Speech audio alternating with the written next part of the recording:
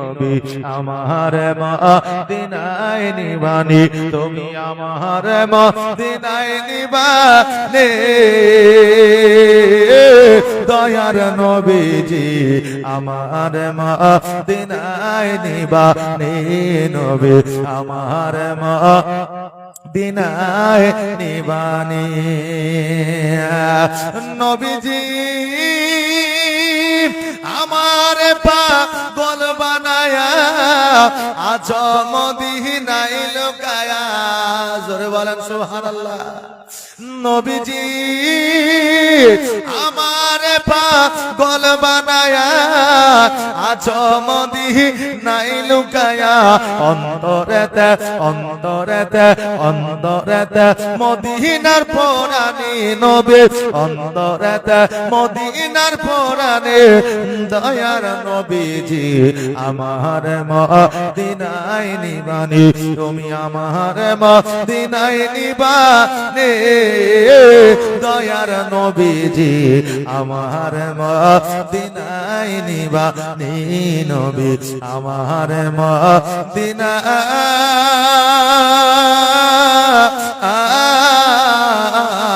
মদিনায় নিবানি আল্লাহুম্মা সাল্লাল্লাহু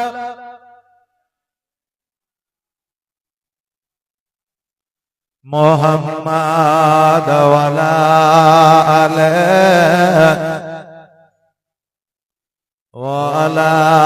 আলে সাইয়্যিদিনা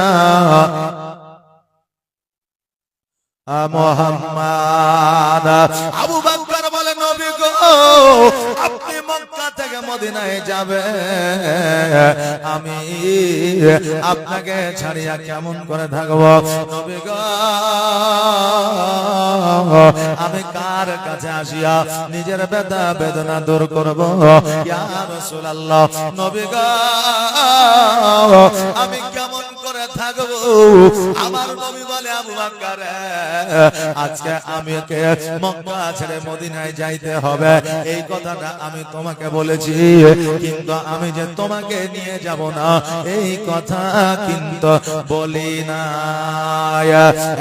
আবু বকর আজকে শুনে নাও শুনে না আমি যেই জায়গায় যাব আমার সঙ্গে তোমাকে সেই জায়গায় যাইতে হবে আজকে আমার সঙ্গ তোমাকে নিতে হবে আমি যেই দিন মক্কা ছেড়ে মদিনায় যাব সেই দিন তোমাকে আমার সাথে যাইতে হবে আবু বকর খুশি হয়ে গেলে আর আবু বকর খুশি হয়ে যাওয়ার পরে নিজের বাড়ির দিকে চলে গেলে এইদিকে বাবা আপনার দিনগুলো অতিবাহিত হতে লাগলো একদিন দুই দিন তিন দিন চার দিন পাঁচ দিন সাত দিন এইভাবে আপনার পার হতে লাগলো যেমন 40 দিনে পূজা গেল আমার হযরত জিবরিল আমিন জগতের মধ্যে আসলো আর আসার পরে আমার নবীজিকে সালাম জানালো মধ্যরাত্রিতে জিবরিল বলে হাবিব গো আর মক্কায় থাকা যাবে না আপনাকে মক্কা ছেড়ে মদিনায় যাইতে হবে আমার আল্লাহ তাবারাক তাআলা পয়গাম পাঠিয়ে দিয়েছে এবার বলল কেন মক্কা ছেড়ে মদিনায় যাইতে হবে বলে হুজুর গো সারা ঘর আপনার কাফেররা আপনার ঘেরাও করে নিয়েছে তবে নবী গো আজকে যদি আপনি চলে না যান আপনার প্রতি জুলুম হবে অত্যাচার হবে নবী আমার বলে ফেরেশতা আজকে যে আমি নিজের ঘর থেকে বার হব সকল কাফেররা আমার বাড়ি ঘেরাও করেছে আমি কেমন করে যাব হযরত জিবরিল আমিন বলে নবী গো কোরআনের আয়াত পড়ে আর আয়াত পড়ার পরে একটু মাটি আপনি নেন আর মাটিখানা নিয়ে আপনি ছিটায়া দেন আর ছিটায়া দেওয়ার পরে দেখবেন তারা আপনাকে দেখতে পাবে না তারা আপনাকে দেখতে পাবে না। মাটি যখন ছিটাইয়া দিলে আমার নবীজি বার হয়ে আসলে হযরত আলীকে বললেন, আমার বিছানায় তুমি শুয়ে যা, আগামী কালকে মদিনায় দেখা হবে। জোরে বলেন সুবহানাল্লাহ। হযরত আলী রাদিয়াল্লাহু তাআলা আনহু বিছানায় যেন চাদর গায়ে দিয়ে শুয়ে গেল। নবী আমার চললেন আবু বকরের বাড়িতে। এইদিকে হযরত আলী ঘরে যেন কাফেররা ঢুকে গেছে। আর কাফেররা ঢুকে যাওয়ার পরে কেউ বলছে তলোয়ারটা চালায়া দে, কেউ বলছে না না না, নবীর নাকি নূরানিময় চেহারা, অতএব একটা কাজ কর, নবীর চেহারা দেখে নবীকে কতল করব। এবার চাদরখানা যখন সরায়া দিয়েছে, দেখছে যেন নবী না, হযরত আলী যেন শুয়ে আছে। আলী মনে মনে ভেবেছিল, আল্লাহ গো, এরা হয়তো আমার গর্দানে তলোয়ার চালায়া দিবে, কিন্তু আমার তো কোনো ভয় নাই। আমার নবী বলেছে সকালে মদিনায় আসিও। ও আল্লাহ, আজকে পাহাড় পর্বত হিলে গিয়ে এক জায়গা থেকে অপর জায়গায় যেতে পারে, কিন্তু আমার নবীর কথা আর কোনো নড়চড় হবে না। নবী যখন বলেছে আগামী কালকে মদিনায় দেখা করো, আজকে কাফেররা কেন পৃথিবীর কোন মানুষ আমাকে শহীদ করতে পারবে না। আর নবী যে আমার আজ গড়ায়া সংসার হিজরত করিলে সোনার মদিনায়। জোরে বলেন সুবহানাল্লাহ। আর নবী যে আমার আজ গড়ায়া সংসার হিজরত করিলে সোনার মদিনায়। আর নবী যে আমার আজ লাগায়া বাজার হিজরত করিলে সোনার মদিনায়। আর কত আছে জাহিরে, আর কত আছে বাতেনে, কত আছে জাহিরে, আর কত আছে বাতেনে, আর বাতেনের ভেদা ভে জানে পীর পয়গম্বর আউলিয়া। নবী যে আমার আজ লাগায়া বাজার হিজরত করিলে সোনার মদিনায়। আর নবী বলে হযরত আলী আমার বিছানায় আছে খালে। নবী বলে হযরত আলী আমার বিছানা আছে খালে, সেই বিছানায় গিয়ে শুয়ে যাও। নবী যে আমার আজ লাগায়া বাজার হিজরত করিলে সোনার মদিনা।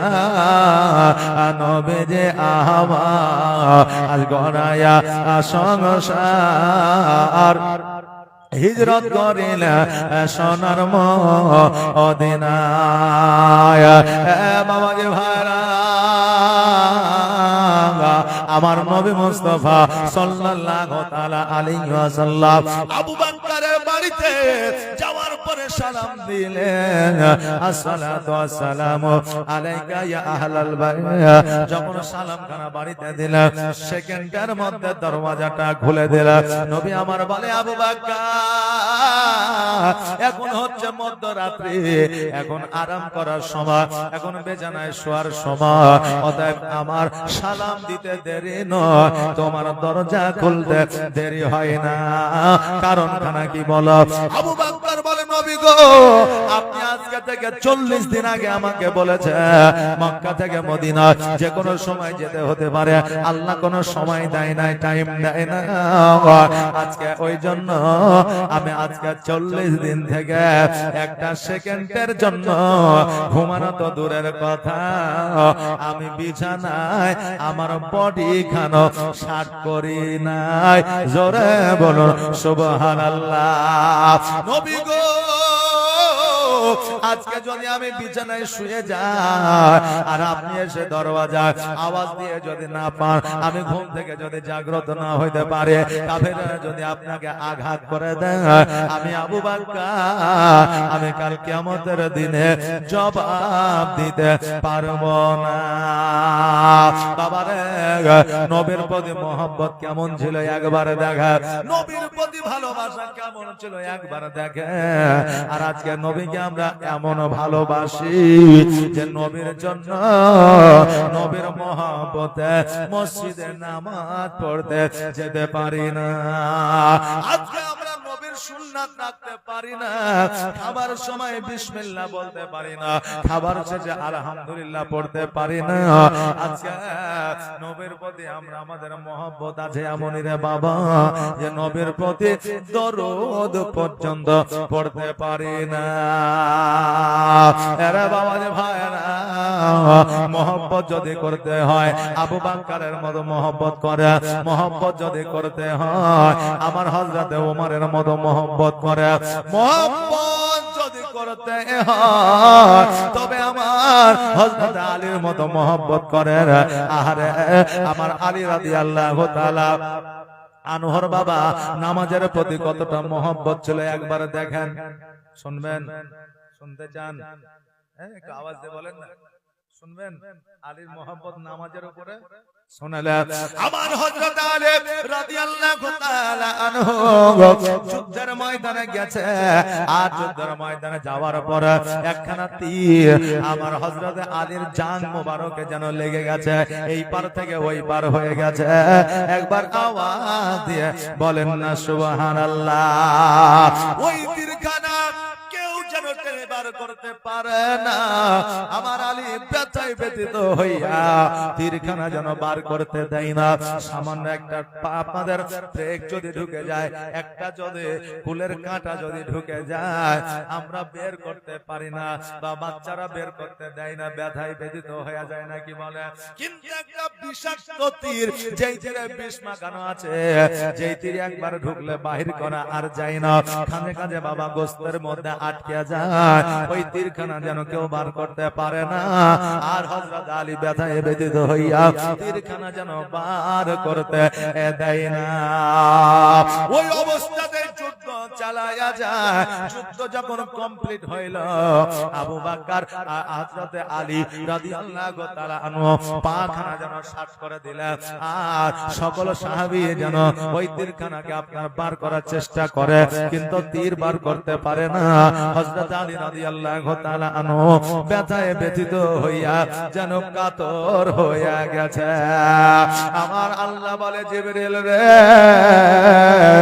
তুমি আমার হাবিবকে পায়গামটা পৌঁছায় দাও, খবরটা পৌঁছায় দাও। হযরত আলীর এইভাবে তীর বার করা সম্ভব নয়। এইভাবে যদি কিয়ামত পর্যন্ত তীর বার করার চেষ্টা করো, তবুও তীর বার করা সম্ভব হবে না। আজকে আমার হাবিবকে জানায়া দাও, বলে দাও, আমার আলী যখন নামাজে দাঁড়ায়া যাবে তখন তীরখানা যেন বার করে নেয়। আমার হযরত আলী রাদিয়াল্লাহু তাআলা আনহু আসরের নামাজ যেন আপনার আসরের নামাজ পড়ার জন্য যেন দাঁড়িয়ে গেছে, আর প্রথম রাকাতে যখন নিয়াত করে হাত বেঁধেছে, আমার হযরত ওসমান গনি রাদিয়াল্লাহু তাআলা আনহু আমার হযরত আলীর তীরখানা যেন বার করে যায়। যেমন তীরখানা বার করেছে, ওই তীরের সঙ্গে যেন গোশতগুলো পর্যন্ত ছিঁড়ে চলে এসেছে। জোরে বলেন সুবহানাল্লাহ। সঙ্গে সঙ্গে আপনার ওই জান মুবারকে যেন আপনার নেকড়া গুলো, যেন আপনার জামা গুলো যেন ওই আপনার ক্ষত বিক্ষত জায়গাতে গুঁজে দিয়েছে। হযরত আলী রাদিয়াল্লাহু তাআলা আনহু নামাজ কমপ্লিট করেছে, সালাম ফিরিয়েছে। এবার সালাম ফিরানোর পরে ওসমান, হযরত ওসমানকে বলে, হযরত আবু বকরকে বলে, এই আবু বকর, আমার পা থেকে কি তোমরা তীর বের করেছো? বলে হ্যাঁ। বলে তোমরা কখনো বের করেছো? বলে নামাজ অবস্থায়। আলী বলতেছে, শোনো রে, খোদার কসম করে বলি, আমার তীর তোমরা বের করেছো, আমি কিঞ্চিত পরিমাণে জানতে পারি নাই। জোরে বলেন সুবহানাল্লাহ। এ বাবা, তীর বার করে পা থেকে নামাজে দাঁড়িয়ে আছে জানতে পারে না। আর আমরা যখন নামাজে দাঁড়িয়ে যাই একটা মশা যদি পায়ে বসে মশার কিছু বলে কি বলে না যে একটা মশাই কামড় দিলে থাকা যায় না, এসি লাগা, লন্ঠন লাগা, তারপরে মোমবাতি লাগা, তারপরে আগরবাতি লাগা, যাতে মশা না থাকে। আর হযরত আলীর কত বড় তীর বার করছে, তো নামাজে আছে বলে জানতেই পারে না। জোরে বলেন সুবহানাল্লাহ। এটাই হলো নামাজের প্রতি মুহাব্বত, নামাজের প্রতি ভালোবাসা। আমার আলী বলে, শোনো রে, আমি যখন নামাজে দাঁড়িয়ে যেতাম, যতক্ষণ পর্যন্ত আমার আল্লাহ তাবারাক তাআলাকে না দেখতাম, ততক্ষণ পর্যন্ত আমি নামাজ কমপ্লিট করতাম না। আহারে বাবা, হযরত আলী রাদিয়াল্লাহু তাআলা আনহু বলে, নামাজ শব্দের অর্থ হলো নিজেকে আত্মসমর্পণ করা। কার কাছে আত্মসমর্পণ করা? আল্লাহর কাছে আত্মসমর্পণ করা। আমি আলী আল্লাহকে আত্মসমর্পণ করে, এজন্য আমি আলী আমার নিজেকে মনে থাকে না। এই জন্য বাবা আলী রাদিয়াল্লাহু তাআলা আনহুকে নামাজ অবস্থায় কাফেররা বাবা শহীদ করেছিল। তার কারণ তারা জানে যে আলীকে কিয়ামত পর্যন্ত শহীদ করা সম্ভব নয়। নামাজ ব্যতীত সময়ে আজকে আলীকে যদি শহীদ করে দেওয়া হয়, নামাজ অবস্থায় শহীদ করতে হবে, নইলে কিয়ামত পর্যন্ত সম্ভব হবে না। জোরে বলো সুবহানাল্লাহ। নামাজের প্রতি তখনই মহব্বত আসবে যখন আমাদের নবীর প্রতি মহব্বত থাকবে। নবীর প্রেমে পাগল হইলে, নবীর প্রেমে পাগল হইলে আমার আল্লাহ তাআলা খুশি। নবীর দরুদ পড় দিবানিশি। জোরে বলেন সুবহানাল্লাহ। নবীর প্রেমে পাগল হইলে, নবীর প্রেমে পাগল হইলে আমার আল্লাহ তাআলা খুশি। নবীর দরুদ পড় দিবানিশি। নারে তাকবীর, নারে